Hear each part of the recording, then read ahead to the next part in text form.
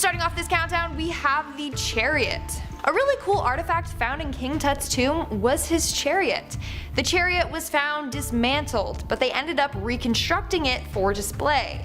Okay, first off, how did they build that ancient thing without any blueprints? That's talent right there, because I struggle building IKEA furniture even with blueprints. Now, what makes this artifact significant is that it's theorized that the chariot might have been King Tut's cause of death. King Tut was found with a fractured lower leg, shattered pelvis, and ribs.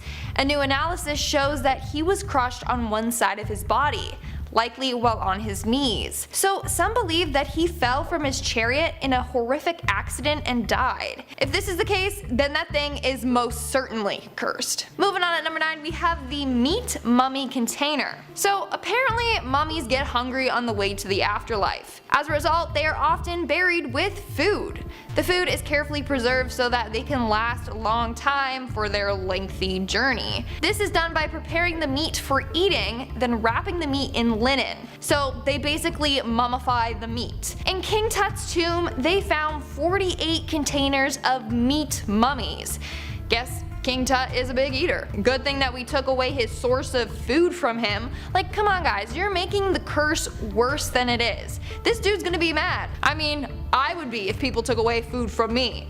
We all know how sacred food is. In our 8th spot, we have the toe and finger caps. This is one of the more odd items found in King Tut's tomb. So King Tut was found with gold toe caps on his feet and fingers. That's right, just little golden covers for each individual toe and finger. These were placed on the divine after death so that their toes and fingers keep their shape. These were placed onto his body during mummification. It's also thought to protect the dead from magical dangers. Now, I'm hoping that they didn't remove these little caps from his body, but chances are they probably did. So if anything happens to his digits, boy, he's gonna be mad. Coming in at number 7, we have the woven gloves. Experts believe that this next piece is one of the few items that was actually used by King Tut while he was alive. International Egyptologist Tariq El-Awadi said, and I quote, "Most of the objects found in the tomb are ceremonial or designed to be used by the pharaoh in the afterlife." But he believes that these gloves were probably worn by King Tut,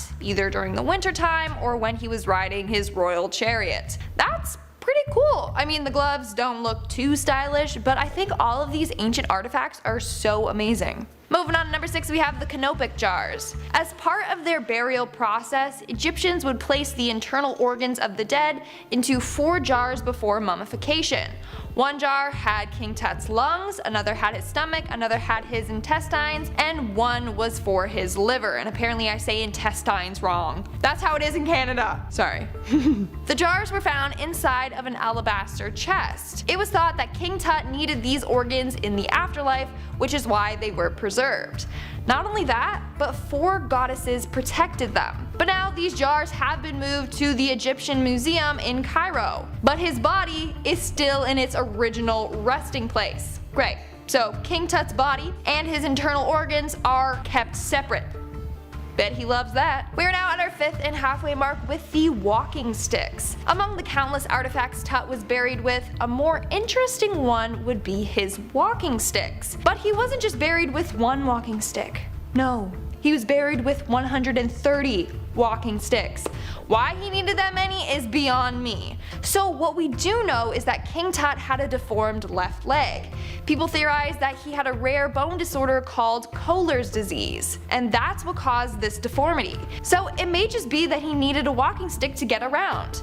In fact, in tons of depictions he was drawn with this walking stick. Some think that it was just a royal staff. But with the newfound evidence of his foot, it's more likely that he needed them for mobility. And chances are, they're cursed. And they have been separated from King Tut's body, meaning he's stuck in the afterlife, probably hobbling around since we took away his sticks. Like, come on people, stop angering the king. Coming in at number 4, we have Anubis. Guarding the entrance of King Tut's tomb was a statue of a black jackal on top of a podium. This jackal is known as Anubis, the god of the afterlife. Anubis is said to protect the dead, guarding their spirits from trespassers. The jackal was 3 feet long, made of wood and plaster. This was then painted black, which is the symbolic color of Anubis. Black was chosen since it represents death and decay, but it also symbolizes the fertile soil of the Nile and regeneration. It's crazy how much detail was put into these things. So Anubis was placed outside of King Tut's tomb as kind of a no trespassing sign. But we trespassed, so now it's cursed. I mean, it's said that Anubis punishes the mortals who ignore its warning and disturb the dead. In our 3rd spot, we have Tut's burial mask. Tut's burial mask, otherwise known as a death mask, was found in King Tut's coffin resting directly on the shoulders of his mummy. Okay, with a name like Death Mask, gotta be cursed. So these masks were made to resemble the person that it was placed on. It was done so that the spirits could recognize the body after death and help them to the underworld. The mask was filled with oils which helped with the mummification process. Not only that, but at the back of the mask there was a protective spell inscribed into it. The spell was to protect Tut's limbs as he travels to the underworld. Now, according to rumors, Tut's beard on the mask was accidentally snapped off and then glued back on. So not only did they remove a protective mask from King Tut, but they broke it too. Yeah. King Tut is probably really upset about that. Let's hope this didn't interfere with him getting into the underworld. Coming in at number 2, we have King Tut. So obviously one of the biggest discoveries in King Tut's tomb was King Tut himself. He was buried in a coffin, placed inside another coffin, inside another coffin, inside another coffin. There were 8 coffins in total. So like I mentioned before, anyone that handles King Tut's body or his artifacts are said to be cursed. After Tut's body was found, he was sent to a radiologist to get x-rayed. The radiologist's name was Sir Archibald Douglas Reed. The next day, after conducting the x-ray, Reed fell sick.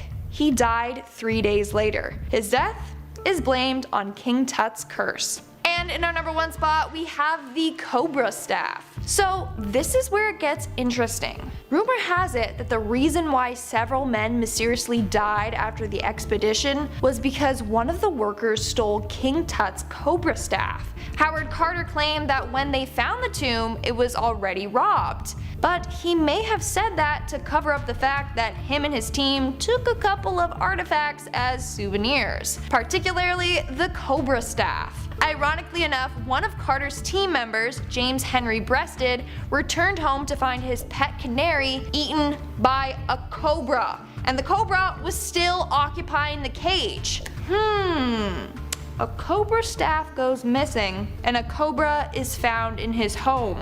Coincidence? I think not. Coming in at number 10, we have the Cursed Workers' Tomb of Giza. A 4,500-year-old tomb has just been reopened near the Great Pyramid of Giza. The mass burial site in the Tribal Mountains was closed for nearly 30 years in order to protect it from thieves. The Giza Plateau tomb is thought to be cursed and contains the remains of high-profile workers. These basically weren't slaves, they were high profile, and included the ancient royal palace supervisor Nefertiti. He is buried there with his 2 wives and his 18 children. He was busy. The tomb contains 2 fake doors, so clearly people weren't supposed to get in. Inscribed on the wall was the following curse warning: all people who enter this tomb who will make evil against this tomb and destroy it, may the crocodile be against them in the water and the snakes against them on the land. May the hippopotamus be against them in the water and the scorpions against them on the land. The tomb was reopened for the public recently in order to boost tourism in the area, but with that kind of warning, I'm not sure if I fancy a visit. Coming in at number 9, we have the Curse of Amenhotep. Curses aren't supposed to be funny, I get that, but I can't help but thinking that the Egyptians went a little overboard when inscribing the curse in the son of Hapo, Amenhotep's tomb. Let's have a little read, shall we? He who enters this tomb will lose their earthly possessions and honors, be incinerated in a furnace in excretion rites, capsize and drown at sea, have no successors, receive no tomb or funerary offerings of their own, and their bodies would decay because they will starve without sustenance, and their bones will perish. Cool! Basically, all of the bases are pretty much covered then. While his tomb was broken into, his sarcophagus hasn't actually been opened yet, as it has a very well preserved face mask. Probably best to keep it that way. Coming in at number 8, we have the Black Tomb of Osiris. Am I here for an eerie black tomb? No. No, I'm not. Am I here for an eerie black tomb belonging to the Egyptian god of the dead? Again, really, I'm gonna have to pass on opening that one up. In 2015, a 25th dynasty structure was unearthed near Luxor on the west bank of the River Nile. So Osiris was a mythological god of the dead, but it seems that the Egyptians made a tomb for him anyway. All ancient Egyptian burial chambers were associated with Osiris, as pharaohs and rich Egyptians wanted to be able to share the afterlife with him. If Osiris decorates normal tombs, who decorates his? Demons holding knives. That's who. Can't be good. The tomb was opened in 2015, a year still fraught with violent protests in the country. I don't know about you, but I think it could have been a bad idea to open the god of the dead's tomb. Just a hunch. Coming in at number 7, we have tombs with the donkey curse. You may not have learned this particularly gnarly piece of information at school when you were studying the ancient Egyptians, but a lot of 21st dynasty curses used to protect their wills, property and tombs in Egypt, and they were subject to a curse from the god Seth. Now, Seth was a god of storms, violence and deserts. He also happened to be a donkey. Anyway, curses involving Seth specifically said that he would those who entered the tombs. So, I mean, I wouldn't want to mess with a curse that promised a donkey would, well, you know. A donkey curse was famously found in the tomb of Deir el-Bahri Graffito, but we don't know if it actually, you know, never came to fruition, because who would admit to that? At number 5. A mysterious mummy thought to belong to the princess of Amun-Ra was dug up in a vault in Luxor in the late 1800s, or so the story goes. 4 Englishmen were said to have drawn lots to buy the mummy in the 1890s, with one paying several £1000s sterling to take the mummy. It seems that this man walked out into the desert later that day and never returned. Another of the men was shot, having to have his arm amputated. Another lost all his money, and another suffered a severe illness. Nonetheless, the coffin eventually reached England, where it caused all kinds of drama. It was eventually gifted to the British Museum,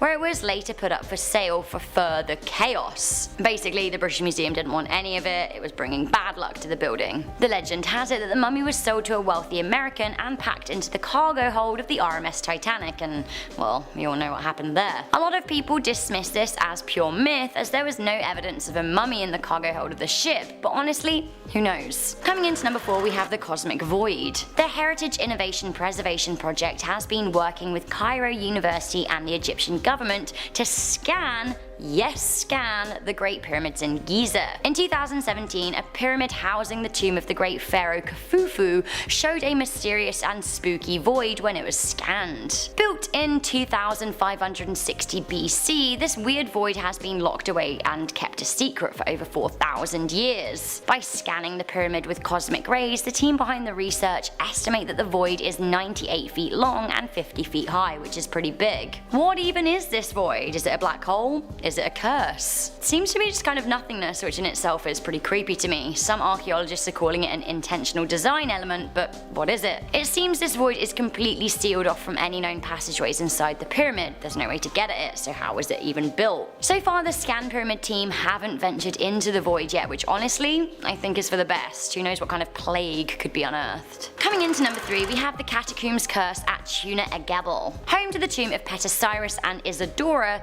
the Tuna El Gebel Acropolis was excavated by archaeologist Sami Gabra in the 1940s. Those who worked on the excavations in the area reported spells of dizziness, headaches, shortnesses of breath, and even in some cases seizures. At the time, the team thought that they had angered the ibis-headed god Thoth by disturbing the ancient curse.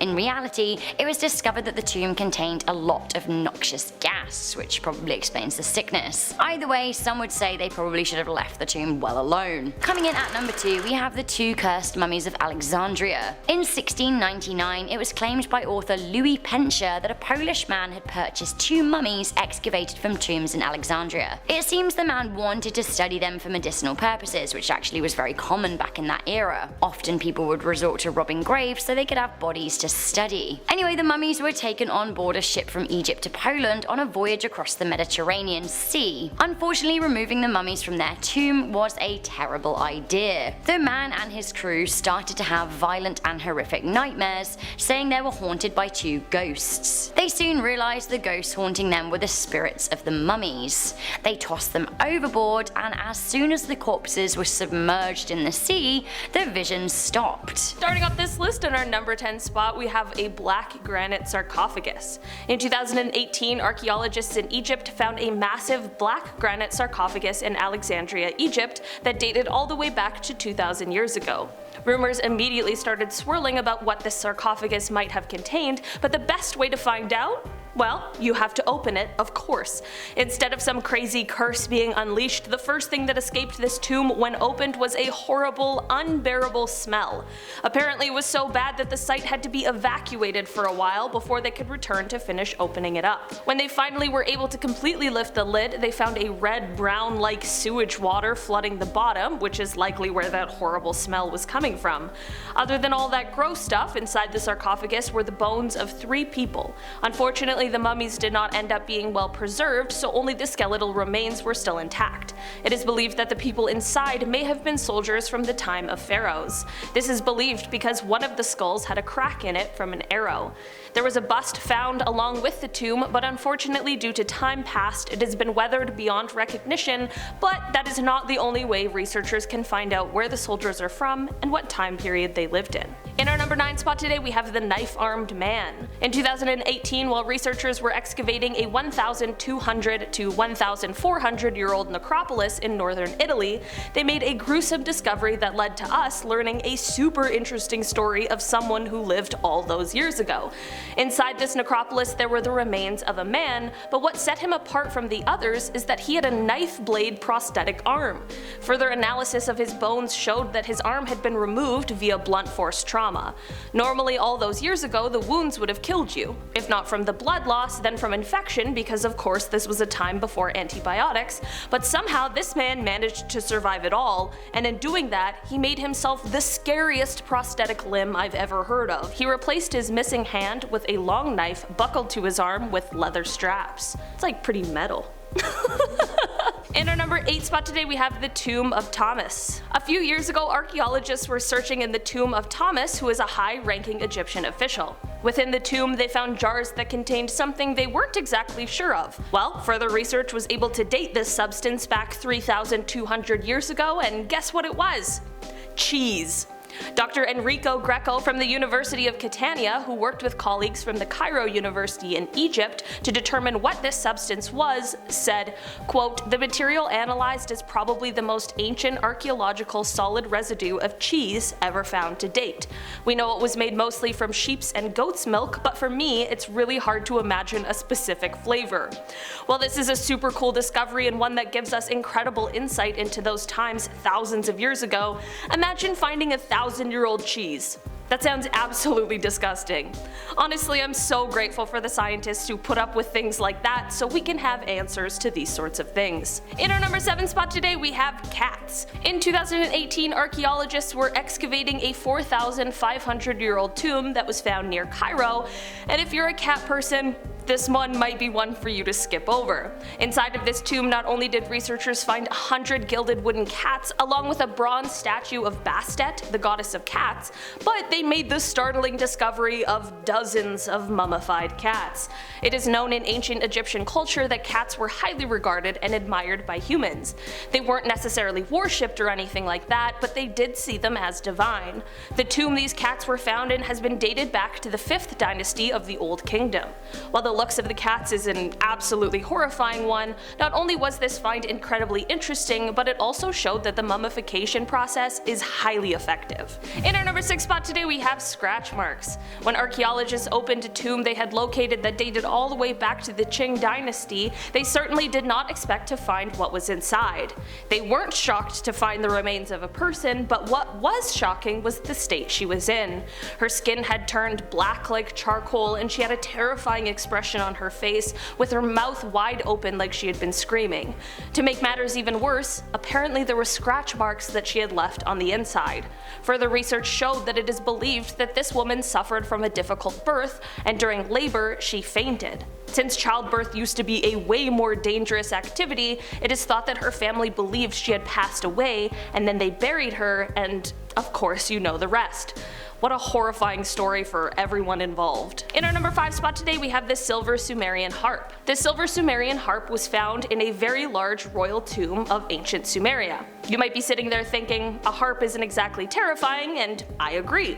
This harp certainly was not a terrifying find, but the scene it was found amongst absolutely was. The tomb contained not only the harp, but the musician who was playing it, along with an entire group of musicians, servants, and several soldiers, all who were sealed in this tomb while they were performing their duties. Many of them were dressed in what was considered formal attire and were wearing gorgeous jewelry. The area where all of these people were found is referred to as the death pit because of the large number of bodies found within it. Music was an incredibly important part of life, celebratory and ritual occasions in ancient Mesopotamia. In our number 4 spot today, we have the Tomb of Sunken Skulls. In 2009, archaeologists were excavating the bottom of a prehistoric dry lake bed in Sweden when they began to find the foundations of some sort of a stone structure. Yeah, we're talking about a tomb found at the bottom of a lake. Further research began to unearth the usual things like animal bones, stone tools, and that sort of thing, but they also uncovered skulls belonging to 10 people that are believed to have lived 8,000 years ago. They found another 11th skull buried deep within the mud, and when they uncovered it, they found that fragments of another one of the skulls had been deliberately lodged inside of this 11th skull. Almost all of the skulls were jawless and were mounted on stakes. There are a few theories as to why the skulls were here, and some people believe that this site may have been used for secondary burials, but others believe that this tomb belonged to enemies that were killed in combat. Either way, researchers were rightfully shocked when they unearthed this tomb. In our number 3 spot today, we have Biscuit beetles. Okay, I know this one won't be horrifying to everyone, but as you guys know, I really hate bugs a lot, so this one seems like my worst nightmare. As it turns out, mummies aren't the only things that tombs can preserve. Unfortunately, some little beetles from 3,000 years ago managed to find themselves preserved inside of a loaf of funerary bread that was found inside of a tomb inside the necropolis of ancient Thebes. Food would often be left inside of ancient Egyptian tombs because they were symbolic offerings intended to feed the deceased in the afterlife. Well, the deceased apparently weren't the only ones chowing down because a bunch of biscuit beetles were found inside the bread. I just can't imagine being stoked to find a mummy and instead finding bugs. In our number 2 spot today, we have the tomb of Hatshepsut. She was the 5th pharaoh of the 18th dynasty of Egypt, and she was the 2nd historically confirmed female pharaoh. She was an incredibly interesting person who we could really talk about all day, but we are here talking about tombs, so let's cut to when hers was found and unearthed. There were a few interesting things found within her tomb, but the real horrors came after when they began to examine her remains. They were actually able to find a cause of death for her and can actually attribute it to something she possessed.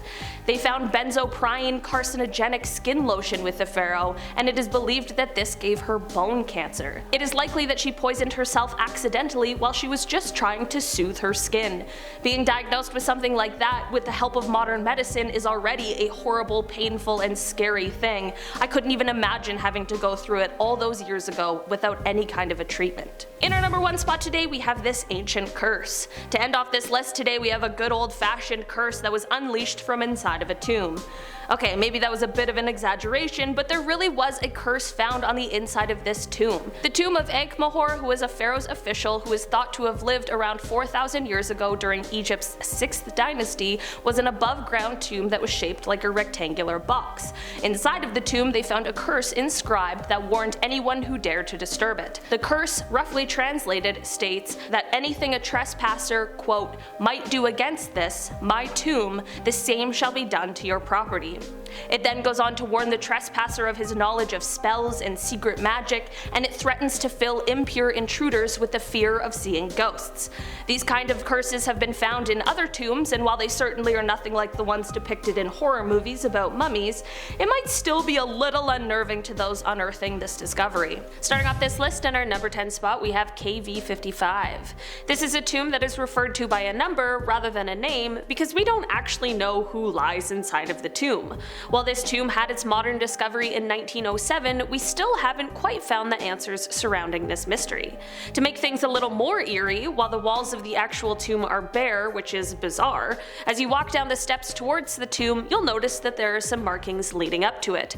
You'll see inscribed on the wall of the entrance the words which can be translated to, quote, "The evil one shall not live again."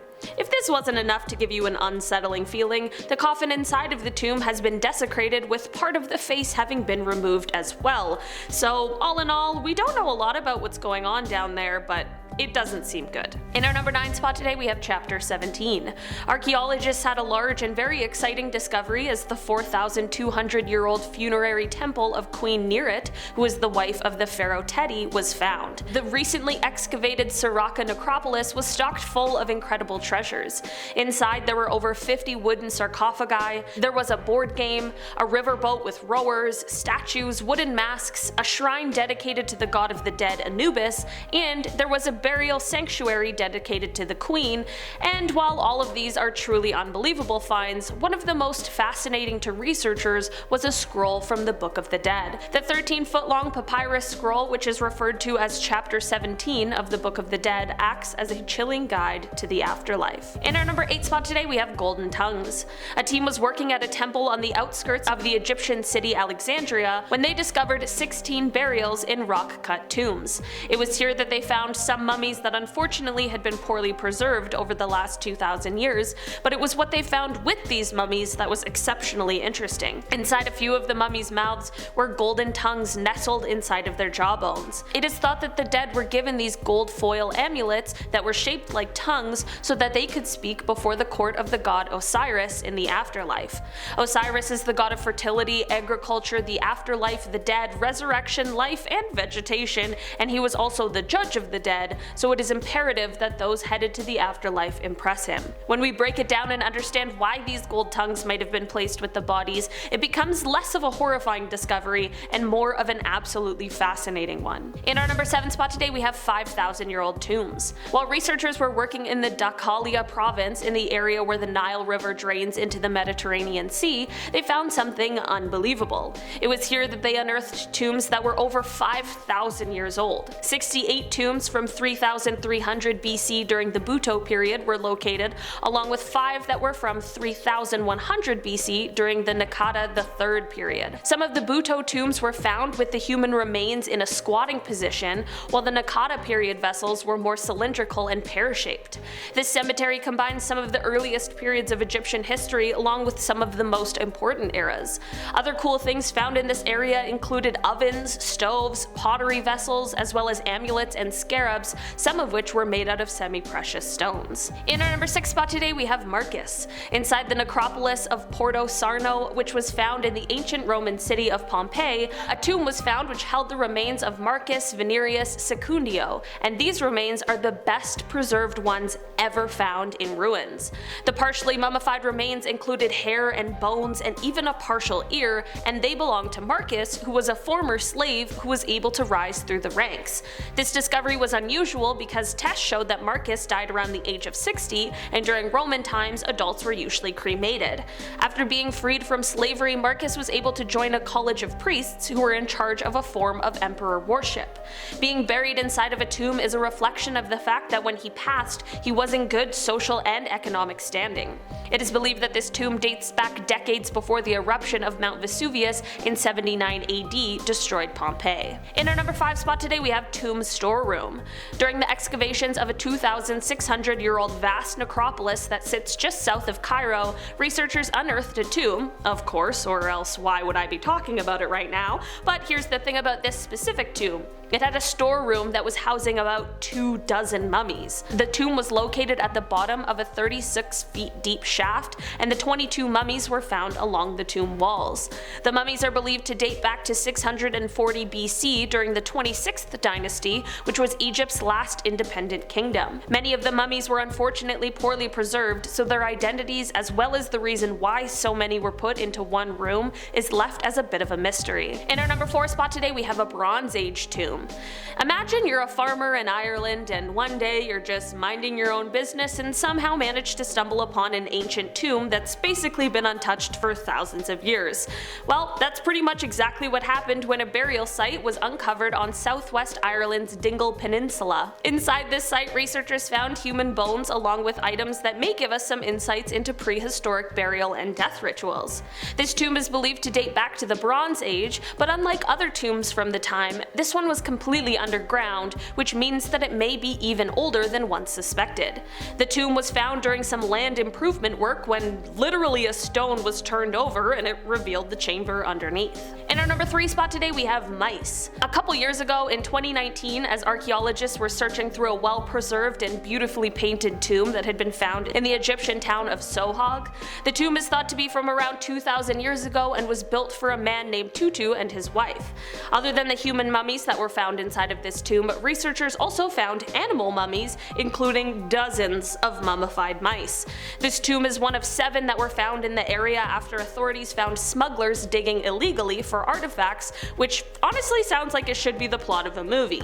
While I'm sure these kinds of discoveries are insanely important and helpful for all kinds of researchers, finding dozens of mummified animals along with human mummies probably isn't the nicest discovery there's ever been. In our number 2 spot today we have a Gibbon Skull. Gibbons are a type of ape that are often characterized by their swinging ability coupled with their loud, bright calls, and the 8th century Chinese poet Li Bai described their voices as they swung past the Yangtze River.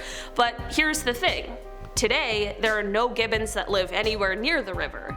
Also, the gibbons that exist now have different fur patterns from the ones that are often depicted in classical Chinese paintings.